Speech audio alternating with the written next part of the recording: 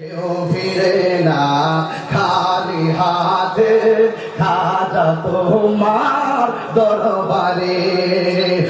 আল্লাহ দনরা সুলকে দিয়া গেলেন আল্লাহ গায়ের হইয়া, রাসূলের দল খাজা পাইয়া শুইয়া আছে আজমিরে।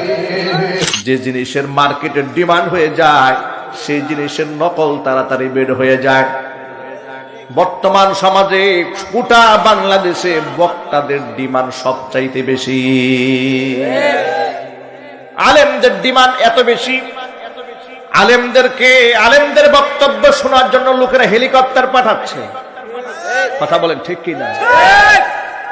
এক সময় তো সিনেমার নায়ক নায়িকা, গায়ক গায়িকা তাদেরকে সেলিব্রিটি মনে করত, কিন্তু আজকে জাতি তাদেরকে সেলিব্রিটি মনে না করে আলেমদেরকে সেলিব্রিটি মনে করছে।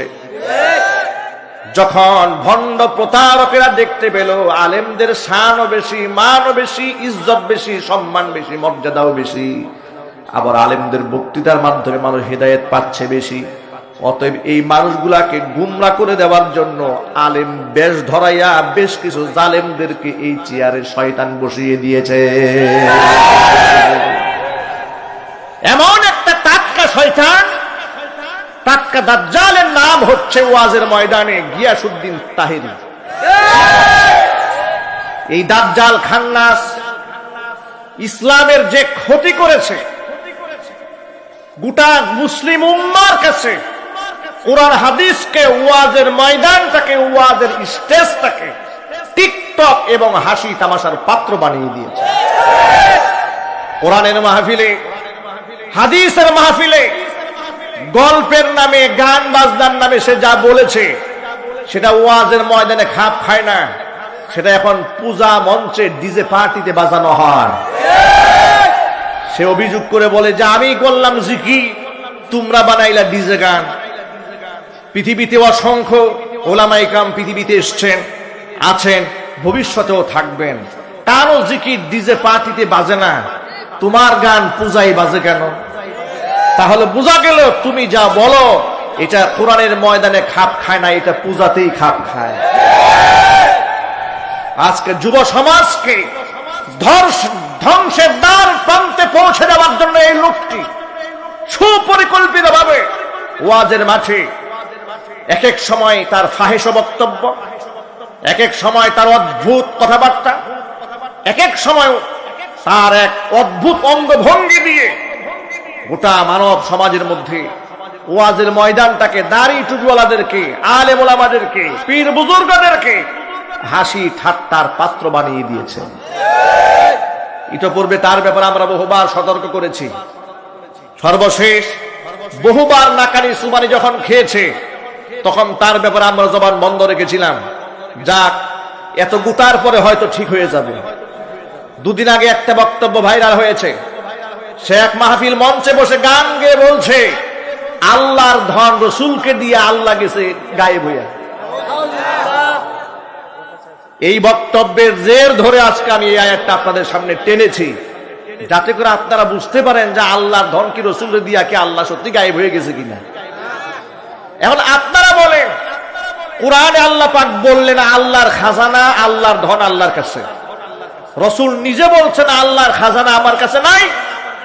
আর এই গিয়াসউদ্দিন তাহেরি নামক ভণ্ড, আলেম নামক জালেম, মুসলিম উম্মার জন্য এক অভিশপ্ত ব্যক্তি, সমাজের মধ্যে বিশৃঙ্খলা সৃষ্টিকারী, সুন্নি নামক বেদাতি, সমাজের মধ্যে কুখ্যাত মুশরিক, যে বলেছে যে আল্লাহর ধন রসুলকে দিয়ে আল্লাহ কাছে গায়েব হয়ে, এই বিশ্বাস করার কারণে সে কি মুসলমান আছে না মুশরিক হয়ে গেছে,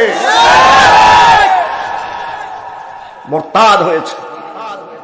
শুধু তাই নয়, এরপরে সে আরো অ্যাডভান্স করে বলে, শোনেন, গান গেয়ে বলছে নাউযু বিল্লাহি মিন যালিক, সবাই পড়েন, গান গেয়ে বলছে আল্লাহর ধন রসুলকে দিয়া আল্লাহ গেছে গায়েব হইয়া, রসুলের ধন খাজাই পেয়ে নাউযু বিল্লাহি মিন যালিক, খাজায় আজমিরে শুয়ে আছে, জোরে জোরে কোন নাউযুবিল্লাহ। বাবা তোমার দরবারে কেউ ফিরে না খালি হাতে, কথাগুলোর মর্ম বুঝতে হবে। কি বুঝাতে চাইলো? আল্লাহর ধন রসুলকে দিয়া আল্লাহ গায়েব হয়ে গেছে, আল্লাহর এখনো কিছু নাই, শেষ। এরপরে রসুলের কাছে যা ছিল সব খাজাই নিয়ে নিছে, রসুলও খালি এখন খাজাই সব ভান্ডার নিয়ে আজমিরে বসে আছে। এবার খাজা বাবার দরবার থেকে কেউ খালি হাতে ফিরে আসে না। এই কথাটা যে ব্যক্তি বলল হাজার মানুষের সামনে, আপনারা বলেন ও কোনদিন আলেম হতে পারে? এভাবে বললেন কেন? আমি ছোটবেলায় জানতাম এই কথাগুলো গাঁজাখুররা বলে। আমি ছোটবেলায় এই গানটা শুনেছি, মদখুর গাঁজাখুর বয়াতিরা এগুলা বলতো, মাজারে মাজারে বয়াতিরা বলতো। মাজারের মদখুর বয়াতিরা যে কথা বলেছে, সেই কথা ওয়াজের প্যান্ডেলে বসে যে ব্যক্তি আলেম সেজে বলে, সে তো আলেম নয়, জালেম বয়াতি ছাড়া কিছু নয়। এই জন্য এই জালেম বয়াতিকে বয়কট করতে হবে, প্রতিবাদের আন্দোলন গড়ে তুলতে হবে। কারণ এরা বক্তা নয়, এরা বক্তা সেজেছে, এদেরকে সাজানো হয়েছে, টাকার বিনিময়ে মুসলমানদেরকে কাফের বানাবার ষড়যন্ত্র চালানো হচ্ছে। চিল্লাই বলো। এই জন্য সকল মুসলমান ভাইদেরকে বলি, কোরআন মাজিদ বলে দিয়েছে, আল্লাহর নবী বিশ্বনবী মুহাম্মদ রাসূলুল্লাহ সাল্লাল্লাহু আলাইহি সাল্লাম বলেছেন, আমি কোনোদিন বলি না যে আল্লাহর খাজানা আমার কাছে আছে, বরং আল্লাহর খাজানা কার কাছে? যদি বলেন, তাহলে সমাজের মধ্যে আলেম নামক হক্কানি উলামায়ে কেরাম যেমন আছেন, আলেম নামক জালেমও তেমন আছে না? না। ও যুবকেরা আমার, এই জন্য ঘুণে ধরা সমাজকে রক্ষা করতে হলে, এই সমাজকে মানুষের ঈমান আমাল যদি ঠিক রাখতে হয়, তাহলে মুসলমানদেরকে তাওহীদের পক্ষে ঐক্য করে তুলতে হবে, বাতিলের বিরুদ্ধে দুর্গ গড়ে তুলতে হবে। বাংলার মাটিতে ঐক্যের কথা আমি সারাটা জীবন গিয়ে এসেছি। 12টা বছর ধরে তাফসীর মাহফিলে ঐক্যের স্লোগানে আমি দিয়েছি। তবে ঐক্য মানে এটা নয় কোন কাফের বেঈমান মুশরিক আমার কোরআনের বিরুদ্ধে বক্তব্য দিবে আর ঐক্য করার জন্য তার দিকে আমি হাত বাড়ায় থাকবো, এমন মুশরিকের সাথে মুসলমানের কোনোদিন ঐক্য হতে পারে না। যতদিন না পর্যন্ত গিয়াসউদ্দিন তাহিরি নামক এই বয়াতি তার এই বক্তব্যের জন্য নিঃশর্ত ক্ষমা প্রার্থনা না করবে, কোন মুসলমানের মঞ্চে তাকে উঠতে দেওয়া হবে না। আমি জানি সুন্নি মতাদর্শের ভেতরেও কিছু লেখাপড়া জাননেওয়ালা আলেম আছে, আমার কথা রেকর্ড হচ্ছে, এই কথাগুলো অনলাইনে যাবে, তাদের দৃষ্টি আকর্ষণ করছি। আপনারা গিয়াসউদ্দিন তাহিরের এই বক্তব্যের ব্যাপারে আপনাদের অবস্থান পরিষ্কার করতে হবে। এই বক্তব্য কি তার একার কিনা, নাকি গোটা আপনাদের তথাকথিত সুন্নি মতাদর্শের সকল মানুষের? যদি না হয়ে থাকে, তাহলে তার এই বক্তব্যকে এক্সপান্স করার জন্য, প্রত্যাহার করার জন্য এবং নিঃশর্ত ক্ষমা প্রার্থনা করার জন্য জাতির কাছে ক্ষমা চাইতেই হবে, তাকে বল প্রয়োগ করতে হবে। না হলে তাকে সুন্নি জামাত থেকেও কান ধরে বের করে দিতে হবে। ভাইরামা, যেই লোকটা বলে আল্লাহর ধন রসুলকে দিয়া আল্লাহ গেছে গায়েব হইয়া, রসুলের ধন খাজাই পাইয়া, খাজাই আছে আজমিরে শুইয়া, খাজা তোমার দরবারে কেউ ফিরে না খালি হাতে। যেখানে যেই গুণটা আল্লাহর হওয়া দরকার ছিল, আল্লাহর নবী সাল্লাল্লাহু আলাইহি সাল্লাম বলেছেন, ইদা সাআলতা ফাসআলিল্লাহ, যদি কিছু চাওয়ার প্রয়োজন হয় তাহলে কার কাছে চাইতে হবে? ওয়া ইদা ইসতাআনতা ফাসতাইন বিল্লাহ, আর যদি সাহায্য প্রার্থনা করতে হয় তো কার কাছে সাহায্য চাবেন? আল্লাহর কাছে। দেখেন কোরআন মাজিদের সূরা ফাতিহার মধ্যে কি লেখা আছে? প্রতিদিন নামাজের মধ্যে আমরা পড়ছি, ইয়াকা না'বুদু ওয়া ইয়াকা নাস্তাঈন, তোমার ইবাদত করি, একমাত্র তোমার কাছে সাহায্য প্রার্থনা করি। তাহলে নামাজে বলি একমাত্র তোমার কাছে সাহায্য চায়, আর লোকটা বলে খাজা তোমার দরবারে কেউ ফিরে না খালি হাতে, নাউজুবিল্লাহ। এরা টাকার জন্য কি না করতে পারে, ঈমানকে বিক্রিও করে দিতে পারে, যদি বলেন ঠিক কি না? এই কথাগুলো আপনাদের সামনে আজকে উল্লেখ করার বড় কারণ, হাসির ছলে হোক গল্পের ছলে হোক, এর কথাগুলো অনলাইনে ভাইরাল হয়েছে, কথা বলেন ঠিক কি না? অসংখ্য মানুষ শুনেছে, একজন মানুষও যদি এ কথা বিশ্বাস করে যে আসলে তো খাজা বাবার দরবার থেকে কেউ খালি হাতে ফেরে না, তাহলে কাফের হতে আর সময় লাগবে? আর চিল্লাই বলতে হবে সময় লাগবে। বিশ্বাস রাখেন মনের ভেতরে, সমস্ত খাজানার মালিক একমাত্র আল্লাহ সুবহানাহু ওয়া তাআলা। গায়েবের খবর একমাত্র আল্লাহ সুবহানাহু ওয়া তাআলার কাছে আছে। আল্লাহর নবীকে গায়েব সম্পর্কে আল্লাহ যতটুকুন জানিয়েছেন হুজুর ততটুকুন জেনেছেন, যতটুকুন জানান নাই আল্লাহর নবী তার থেকে অতিরিক্ত কিচ্ছু জানতে পারেন নাই। অসংখ্য উদাহরণ রয়েছে এরকম। আল্লাহর হাবিব একদিন আর দুদিন নয়, একটানা 6 মাস পর্যন্ত মাথার যন্ত্রণায় ভুগেছেন, কষ্ট পেয়েছেন। এত বেশি কষ্ট হুজুর পেয়েছেন, কোনো কাজ করলে মনে থাকতো না। একদিন নাই, দুদিন নয়, 1 সপ্তাহ, 2 সপ্তাহ নয়, 1 মাস 2 মাস নয়, একটানা 6 মাস। কি হয়েছে হুজুর জানেন না? আমার এমন হয় কেন? আর এই 6 মাসে জিবরাইল আলাইহিস সালাতু ওয়াস সালাম আনাগোনা করেন নাই, আসা যাওয়া করেননি। 6 মাস পরে রাতের বেলায় আল্লাহর হাবিব স্বপ্ন যুগে দেখতে পেলেন তার মাথার কাছে একটা লোক বসে আছে, পায়ের কাছে একটা লোক বসা। মানব সুরতে আল্লাহ সুবহানাহু ওয়া তাআলা হুজুরের রোগের শেফা দেওয়ার জন্য 2জন ফেরেশতা পাঠিয়ে দিয়েছিলেন।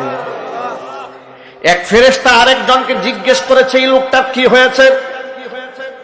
আরেক ফেরেশতা জবাব দিয়ে বলে উনাকে জাদু করা হয়েছে। বলে কে জাদু করলো? বলে তার নাম ইহুদি লাবিদ ইবনে আসম জাদু করেছে।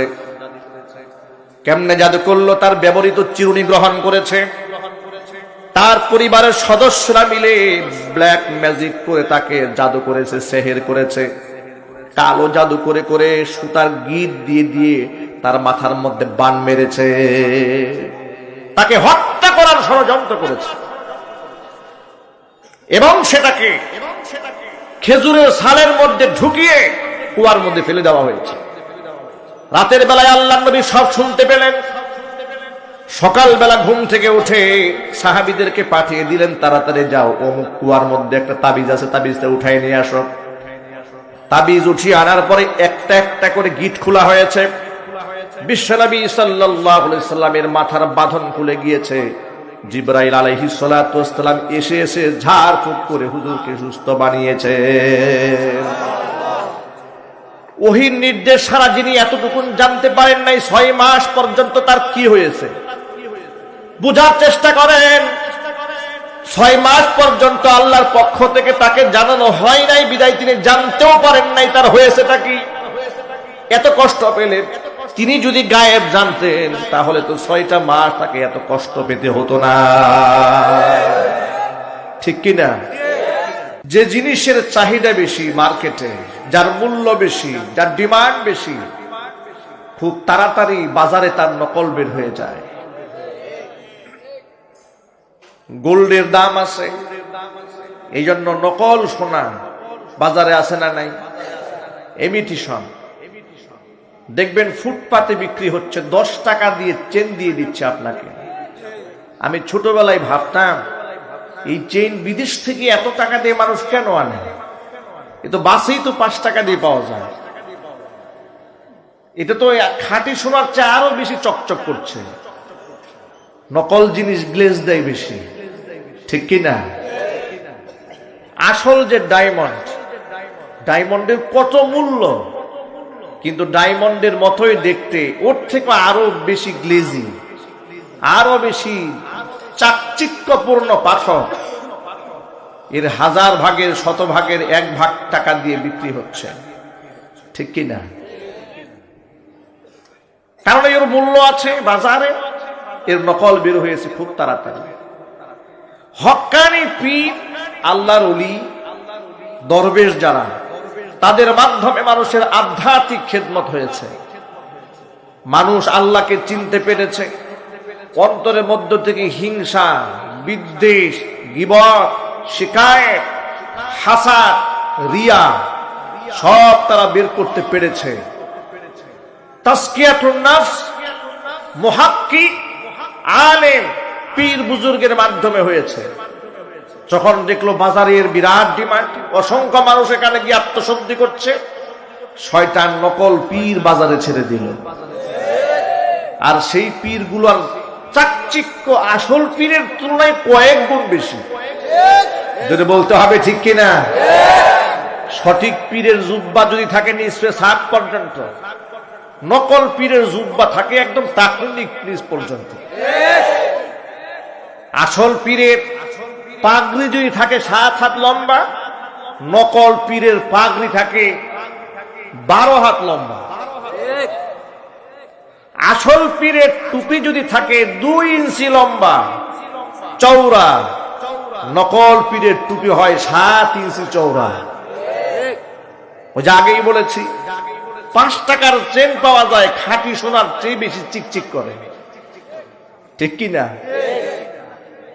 10 টাকা দিয়ে ডায়মন্ডের মতো পাথর কিনতে পাওয়া যায়, আসল ডায়মন্ডের চেয়েও গ্লিজি মনে হয়, কিন্তু সেটা কি আসল ডায়মন্ড?